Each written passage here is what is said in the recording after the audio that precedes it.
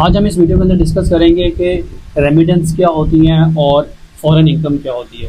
क्योंकि ओवरसीज़ पाकिस्तानियों का कुछ क्वेश्चन ये होता है कि हमने जो इनकम पाकिस्तान में भेजनी है, चाहे वो मिडिल ईस्ट से भेज रहे हैं, यूरोप से भेज रहे हैं, कहीं से भी भेजते हैं, वो पूछते हैं कि हमें इसके ऊपर टैक्स पड़ेगा या नहीं पड़ेगा। वो तमाम चीज़ें हम इसके अंदर आज इस वीडियो में डिस्कस करेंगे। आप देख रहे हैं आसान टैक्स। मैं हूँ मोहम्मद नईम अशरफ। चलते हैं अपने टॉपिक के ऊपर। आज हम डिस्कस करेंगे कि रेमिटेंस और फॉरेन इनकम क्या चीज़ होती है, क्योंकि दोनों का अलग अलग कॉन्सेप्ट है। फॉरेन इनकम एक अलग चीज़ है और रेमिटेंस एक अलग चीज़ है। जो रेमिटेंस है वो बेसिकली वो होती है कि अगर कोई पर्सन आउट ऑफ कंट्री में जॉब कर रहा है, उसको वहाँ से सैलरी आ रही है, अगर कोई बिजनेस कर रहा है वहाँ से उसको इनकम आ रही है और वो पैसा पाकिस्तान में भिजवा रहा है। जो पैसा पाकिस्तान में आ रहा है और जिसके अकाउंट में आ रहा है वो उसकी रेमिटेंस कहलाती है। अब रेमिटेंस भिजवाने के लिए भी 2022 में स्टेट बैंक ऑफ पाकिस्तान ने एक सर्कुलर जारी किया था। उसके अंदर उसने 3 कंडीशंस बताई थी कि अगर 3 कंडीशंस आपकी पूरी होती हैं तो वो आपकी रेमिटेंस हैं। अगर वो 3 कंडीशन आपकी पूरी नहीं होती हैं तो वो आपकी रेमिटेंस नहीं है। वो 3 कंडीशन कौन कौन सी है? नंबर 1 हमारे पास है कि आप सबसे पहले जो पेमेंट है वो आउट ऑफ कंट्री से आनी चाहिए, यानी पाकिस्तान से नहीं, आउट ऑफ कंट्री से पेमेंट पाकिस्तान में आनी चाहिए। नंबर 1 शर्त ये है। नंबर 2 शर्त ये थी कि जो पैसा है, जिस कंट्री का पैसा है उसी करेंसी में पैसे आपने भिजवाने हैं। ठीक है, यानी अगर आप यूरोप में काम कर रहे हैं तो आपको यूरो आने चाहिए। अगर आप किसी ऑस्ट्रेलिया में काम कर रहे हैं तो आपको डॉलर आने चाहिए। अगर आप दुबई में काम करें तो आपके पास दरम आने चाहिए। ठीक है, आपने दरम भिजवाने हैं। तीसरी शर्त यह है कि जो करेंसी आप भिजवाएंगे वो पाकिस्तान में आकर रुपीज़ में कन्वर्ट हो जाएगी। तो दिस इज़ आर रेमिटेंस।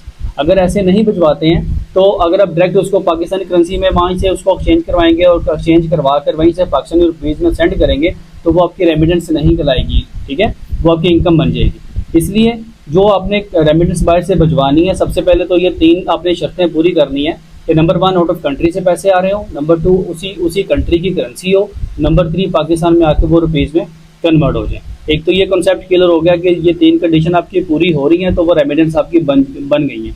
अब आ जाता है कि रेमिटेंस आपने भेजनी किस किस को है। सबसे पहले तो ये है कि अगर आपका अपना बैंक अकाउंट पाकिस्तान में मौजूद है और आप बाहर काम कर रहे हैं तो अपने अकाउंट में ही आप अपने पैसे भिजवा सकते हैं, रेमिटेंस अपनी भिजवा सकते हैं। तो वो आपके अकाउंट में जो पैसे आ रहे हैं वो आपकी रेमिटेंस है। आप उस रेमिटेंस को यूज़ करके पाकिस्तान में कोई प्रॉपर्टी परचेज करते हैं, कोई व्हीकल परचेज करते हैं, कुछ भी करते हैं, उसके ऊपर आपको टैक्स नहीं पड़ेगा क्योंकि रेमिटेंस एग्जाम्ड होती है।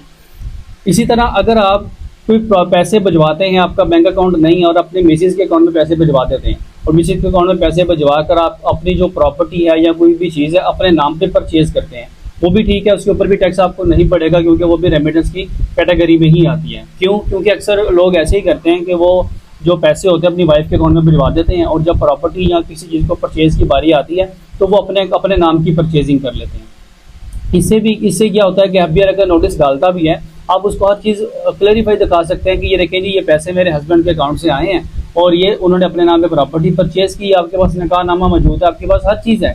ठीक है, एक पीआरसी एक फॉर्म मिलता है जिसके अंदर हर चीज़ कंफर्म होती है कि ये पैसे बाहर से आए हैं, क्योंकि बैंक के अंदर से एक फॉर्म मिलता है जो इस चीज़ का प्रूफ भी है कि पैसे आपको फलां बंदे ने पैसे भिजवाए हैं। ठीक है, यानी आपके पास हर चीज़ का प्रूफ होता है, आप उसकी रिकन्सिलेशन भी आराम से करवा सकते हैं। यानी मिसेज के अकाउंट में पैसे अगर आ जाएँ, उसके पैसों के अगेंस्ट आप प्रॉपर्टी कोई व्हीकल परचेज करवा के अपने नाम पे भी करवा सकते हैं, उसके ऊपर किसी किस्म का कोई टैक्स नहीं होगा।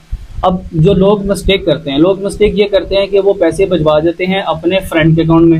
अब फ्रेंड के अकाउंट में पैसे भिजवाते हैं, उसको कहते हैं यार मैं पैसे तेरे अकाउंट में भिजवा रहा हूँ, तुम ऐसा करो कि मेरे नाम पे ना प्रॉपर्टी वहाँ पे परचेज कर लो।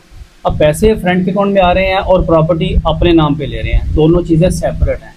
अब जिसके अकाउंट में पैसे आ रहे हैं उसके लिए तो रेमिटेंस बन गई, लेकिन जो प्रॉपर्टी परचेज की जा रही है वो उसी के नाम पे हो सकती है, आपके नाम पे प्रॉपर्टी नहीं हो सकती, क्योंकि कल को नोटिस आएगा तो उसके अंदर एफआईआर आपको कहेगा जी ऐसे नहीं होगा, आपने रेमिटेंस जो भिजवानी है या तो अपने अकाउंट में भिजवाएं या अपने किसी ब्लड रिलेशन के अकाउंट में भिजवाएं, तो वो एक एक्सेप्टेबल है। ऐसे नहीं है कि आप थर्ड पार्टी के अकाउंट में पैसे डाल रहे हैं, अपने फ्रेंड अकाउंट को पैसे भिजवा रहे हैं और प्रॉपर्टी अपने नाम की ले रहे हैं, उसके ऊपर आपको नोटिस आ सकता है।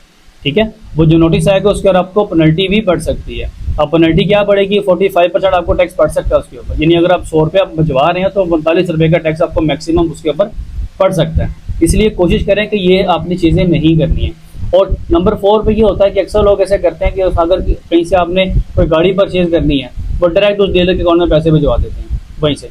अब उससे क्या होगा, डीलर तो उसमें से अपने आप को एग्जाम्प्ट करवा लेगा। वो इस तरीके से करवाएगा कि वो कहेगा कि ये पैसे आए, ये पैसे मैंने आगे दिए और मैंने गाड़ी दे दी। अब गाड़ी आपने ले ली, लेकिन आपने पैसे अपने अकाउंट में नहीं भिजवाए, अपनी मिसेज के अकाउंट में पैसे नहीं भिजवाए, अपने डायरेक्ट उसके अकाउंट में पैसे भिजवाए और गाड़ी या दायरा आपने अपने नाम पे करवा लिया, उसके ऊपर भी आपको ऑब्जेक्शन लग सकता है। इसलिए कोशिश आपने ये करनी है कि जो रेमिटेंस है, सबसे पहले उसकी 3 शर्तें पूरी करनी है और उसके बाद आपने या तो अपने अकाउंट में या अपने ब्लड रिलेशन में या अपने मिसेज के अकाउंट में पैसे भिजवा कर उसको रेमिटेंस की शक्ल दे सकते हैं। ठीक है, आई थिंक रेमिटेंस के समझ में आपको आ गया होगा। अब फॉरेन इनकम के ऊपर आते हैं। अब फॉरेन इनकम क्या चीज़ होती है? फॉरेन इनकम वो चीज़ होती है कि अगर आप रेजिडेंशियल है पाकिस्तान के, यानी आपने 183 डेज पाकिस्तान में गुजारे हैं और आप कोई सर्विसेज प्रोवाइड कर रहे हैं या कोई बिजनेस अपना आउट ऑफ कंट्री में कर रहे हैं और वहाँ से आपको पैसे आ रहे हैं, ठीक है, वो जो पैसे आपको पाकिस्तान के अंदर आ रहे हैं वो आपकी फॉरेन इनकम कहलाती है। ठीक है, 183 डेज पाकिस्तान में आप रहे हैं एक साल में, और उसके बाद यानी 183 डेज के बाद आपको पाकिस्तान से बाहर से कोई पैसे आ रहे हैं, और वो पैसे यूरोप से भी आ सकते हैं, आपको अरब वाली जगह से भी आ सकते हैं, अब वो कहीं से भी आ सकते हैं। वो पैसे जितने भी आपको आएंगे वो आपकी फॉरेन इनकम होगी। अब उसके ऊपर आपको टैक्स देना पड़ेगा, क्योंकि फॉरेन इनकम के ऊपर आपको टैक्स पड़ेगा और वो सारी की सारी टैक्सेबल होती है। ठीक है, इसलिए रेमिटेंस और फॉरेन इनकम दो अलग अलग चीज़ें हैं। रेमिटेंस वो होती हैं जिसमें आप 183 आउट ऑफ कंट्री में रहते हैं और वहाँ से पैसे भिजवा रहे हैं, दिस इज़ आर रेमिटेंस। और फॉरेन इनकम वो होती है कि जिसमें आप पाकिस्तान में 183 डेज पाकिस्तान में रह रहे हैं और आपको बाहर से पैसे आ रहे हैं।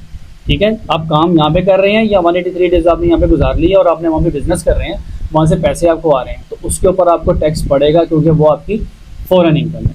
आई होप आपको समझ में आ गया होगा कि रेमिटेंस क्या होती है और उसको कैसे आपने इस्तेमाल करना है और कैसे मंगवाना है, और फॉरेन इनकम क्या चीज़ होती है।